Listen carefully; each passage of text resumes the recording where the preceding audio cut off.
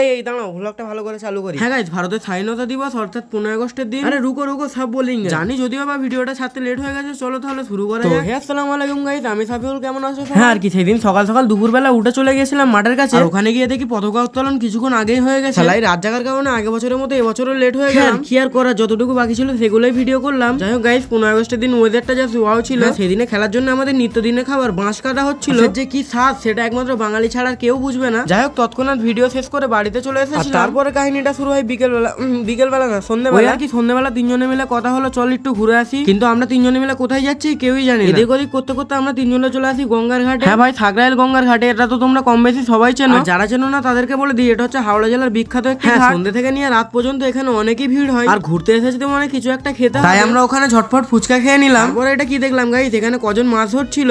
আর এই চিংড়ি মাছটার পেটে অনেকটাই বড় ডিম ছিল। মাছটা কেনার পরেই দেখি কি বড় একটা সাপ এন্টে মেরে দিয়েছে। তোমরা কি দেখছো? জলদি সাবস্ক্রাইব করো, নাহলে এই সাপটি তোমার বাড়ি পাঠিয়ে দেবো।